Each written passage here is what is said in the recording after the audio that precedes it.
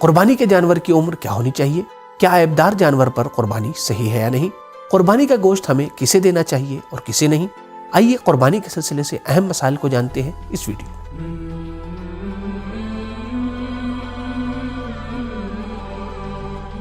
بسم اللہ الرحمن الرحیم۔ مومنین کرام سلام علیکم۔ 10 ذی الحجہ یعنی عید الاضحیٰ کا دن، کہ جسے ہم بقر عید کا دن بھی کہتے ہیں، جس دن کی بہت زیادہ فضیلت بیان کی گئی ہے اور اس کے بہت سے اہم اعمال بیان کیے گئے ہیں، جیسے غسل کرنا کا جس کا بہت زیادہ ثواب بیان کیا گیا ہے۔ اسی طریقے سے روایات میں اس کی بہت زیادہ تاکید بھی کی گئی ہے۔ اسی طریقے سے نماز عید قربان پڑھنا کہ جو زمانہ غیبت میں مستحب مؤکد ہے۔ اس کے علاوہ دعائے ندبہ پڑھنا اور دعائے ندبہ پڑھ کر اپنے زمانے کے امام کو یاد کرنا بہت زیادہ فضیلت اور ثواب کا حامل ہے۔ اس کے علاوہ جو تاکید کی گئی ہے آج کے دن، وہ صحیفہ سجادیہ کی دعا نمبر 46 اور 48 کی تلاوت کرنا اور اسے پڑھنا ہے۔ اور اس کے علاوہ کہ جو ایک بہت ہی اہم عمل ہے، وہ عمل ہے قربانی کرنا۔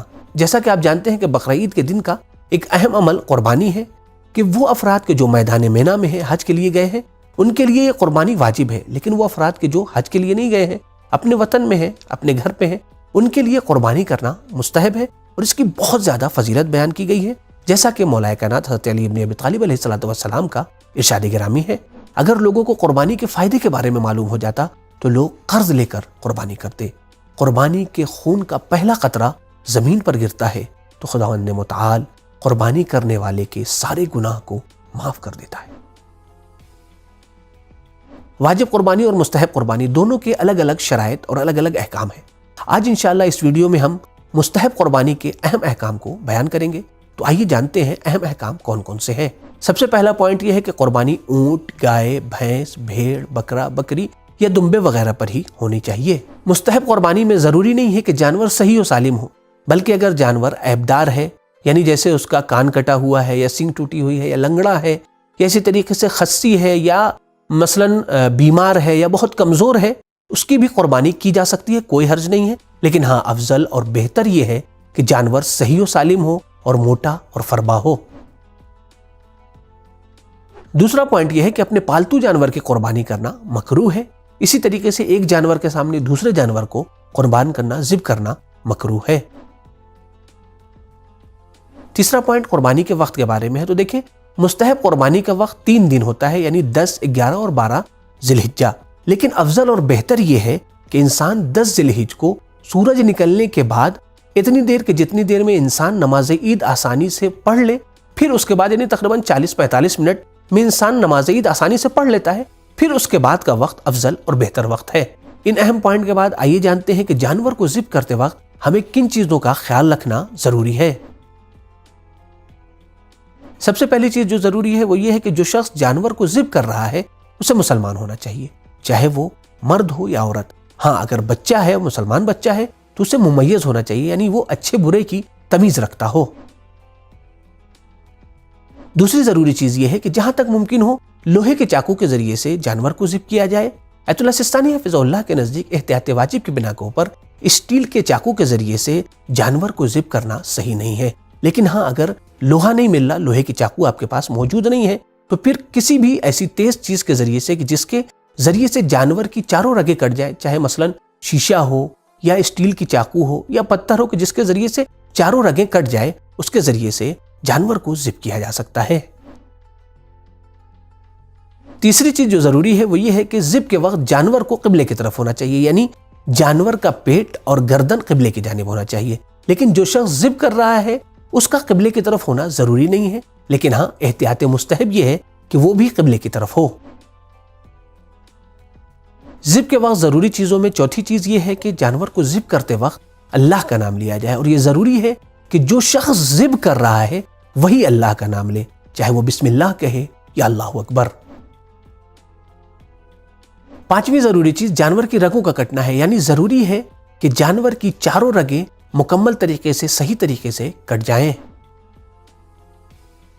چھٹی چیز جو ضروری ہے وہ یہ ہے کہ ذبح کے بعد جانور حرکت کرے، چاہے وہ صرف آنکھ کو یا دم کو ہی ہلائے تو یہ کافی ہے۔ یہاں تک ہمیں یہ معلوم ہو گیا کہ ذبح کرتے وقت کن کن چیزوں کا خیال کرنا ضروری ہے۔ تو آئیے جان لیتے ہیں کہ قربانی کرتے وقت کن کن چیزوں کا خیال کرنا مستحب اور بہتر قرار دیا گیا ہے۔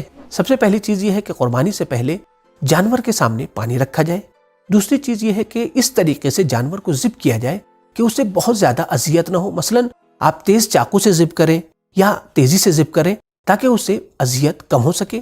تیسری چیز جو مستحب قرار دی گئی ہے وہ اس دعا کو پڑھنا ہے.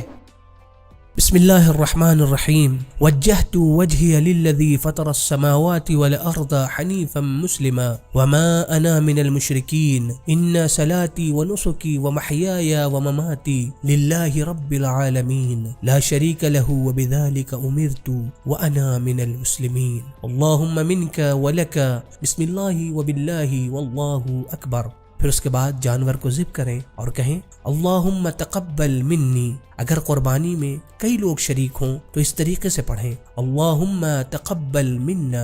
یہاں پر ایک بہت ہی اہم مسئلہ جس کے بارے میں بعض مومنین سوال بھی کرتے ہیں کہ ہم قربانی کا گوشت کسے دیں. تو دیکھیں قربانی کے گوشت کے 3 حصے کر سکتے ہیں. ایک حصہ آپ خود اپنے لیے اور اپنے اہل و عیال کے لیے یعنی اپنی فیملی کے لیے رکھ سکتے ہیں. دوسرا حصہ کسی بھی مسلمان اور مومن شخص کو دے سکتے ہیں. تیسرا حصہ احتیاط مستحب یہ ہے کہ غریب اور فقیر مسلمانوں کو دیا جائے. آخر میں مستحب قربانی کے سلسلے سے لوگوں کے درمیان پائی جانے والی غلط فہمیاں اور مسٹیک کے بارے میں جانتے ہیں اور دیکھتے ہیں کہ کون سی چیز غلط فہمی ہے اور حقیقت اور صحیح مسئلہ کیا ہے. سب سے پہلی بات یہ کہ بعض لوگوں کے درمیان مشہور یہ ہے کہ قربانی کے جانور کے اتنے دانت ہونے چاہیے، 2 دانت ہونے چاہیے، 3 دانت ہونے چاہیے. اس ٹائپ کی چیزیں جو مشہور ہیں، درحال ہے کہ شریعت کے اعتبار سے اور مسائل کے اعتبار سے، مسئلے کے اعتبار سے اس کی کوئی حیثیت اور حقیقت نہیں ہے. ہاں عمر کے بارے میں آیت اللہ سستانی حفظ اللہ فرماتے ہیں احتیاط واجب کی بنا پر اونٹ کی عمر 5 سال سے کم نہ ہو اور بکرا، بکری اور بھیڑ کی عمر 7 مہینے سے کم نہیں ہونی چاہیے. تو حقیقت یہ ہے کہ بکرا، بکری یا بھیڑ کی عمر 7 مہینے سے کم نہیں ہونی چاہیے، چاہے اس کے 2 دانت ہوں یا 4 دانت ہوں یا 6 دانت ہوں. دانتوں کا مسئلہ نہیں ہے. دوسری چیز کو جو بعض مومنین کے درمیان مشہور ہے اور وہ یہ سمجھتے ہیں کہ خصی یا عیبدار جانور کو مستحب قربانی میں ذبح نہیں کیا جا سکتا ہے، ان کی قربانی نہیں کی جا سکتی. جبکہ آیت اللہ سستانی حفظ اللہ کے فتوے کے مطابق مستحب قربانی میں یہ تمام شرائط ضروری نہیں ہے، بلکہ آپ عیبدار جانور یا لولہے، لنگڑے یا اسی طریقے سے جس کا سینگ ٹوٹا ہوا ہے جیسا کہ پہلے بھی بیان ہوا، اس کی قربانی کی جا سکتی ہے، کوئی حرج نہیں ہے. تیسری غلط فہمی یہ ہے کہ بعض مومنین یہ سمجھتے ہیں کہ ایک جانور پر ایک ہی آدمی قربانی کر سکتا ہے، ایک ہی شخص قربانی کر سکتا ہے، جبکہ ایسا نہیں ہے. مستحب قربانی میں ایک جانور پر متعدد افراد قربانی کر سکتے ہیں، کوئی حرج نہیں ہے. آپ ایک جانور لے کے آئیں، اس پر اپنی پوری فیملی کو شامل کر سکتے ہیں اسے قربانی میں، حتیٰ آپ مرحومین کو بھی شامل کر سکتے ہیں. انشاءاللہ خداوند متعال سب کو مکمل ثواب عنایت کرے گا.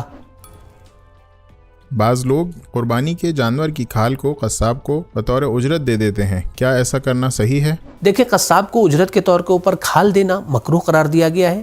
بہتر اور مستحب یہ ہے کہ اس کھال کو صدقے کے طور کے اوپر کسی مستحق اور فقیر کو دیا جائے. تو مومنین کرام امید کرتے ہیں کہ یہ ویڈیو آپ کے لیے مفید ثابت ہو، آپ کو پسند آئی ہو، لہٰذا اسے دیگر مومنین کے ساتھ، اپنے دوستوں اور رشتہ داروں کے ساتھ ضرور شیئر کریں. انشاءاللہ پھر سے ایک نئے موضوع کے ساتھ حاضر ہوں گے. خدا حافظ، فی امان اللہ.